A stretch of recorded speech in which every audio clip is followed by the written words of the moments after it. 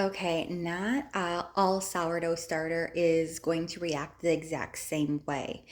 Sometimes it has to do with like what container you have it in, the environment that it's in, and it's sometimes just more sluggish. So you just gotta feel it out, okay? I always like to use the analogy of like bringing a baby home. They all just have their own little way of adapting to their new environment in the world. So even though mine hasn't left its environment, I will say that when I put it in this glass, I bought this from Amazon.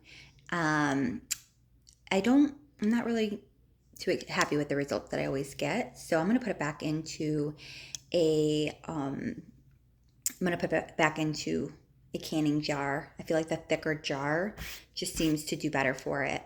But I'm just going to show you. So yesterday I fed this around like 5 p.m., 6 p.m. And it was at the 300 milliliter mark right here, right? And so if it doubles, it gets to the 600. It has not doubled yet. The marks that you see around the outside are from me like tipping it, kind of looking at the bubbles. But it's still on the rise. Earlier today, it was down here around the 400 mark. Now it's going, so it's still rising. I want to let it rise to its fullest first. So I don't want to do anything as far as discarding until it's risen to its fullest.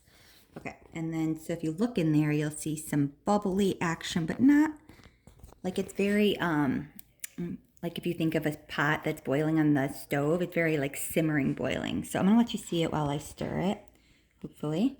And you can see some like activity going on down there. So if yours is kind of doing this where it's really slow, you can stir it up. It kind of gets those gases flowing a little bit more, gets more activity going, wakes it up. So again, I'm not going to feed it. I just want to stir it up a little bit, get the gases flowing, and let it keep rising.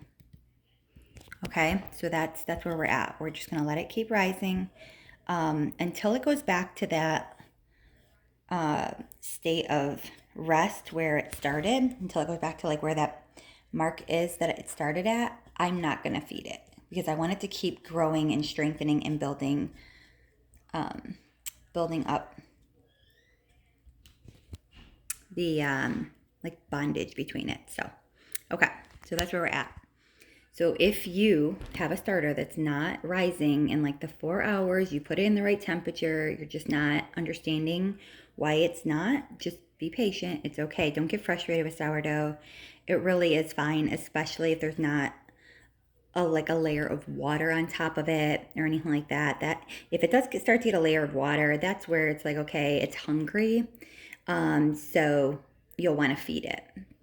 Mine doesn't have water on it. It's just taking its grandy old time here growing. So let me know if you have any questions. If you do have water on it, I can go through that. But basically, it's feeding it. And if you don't know how to feed it, then I think I either have another video or let me know and I can make one.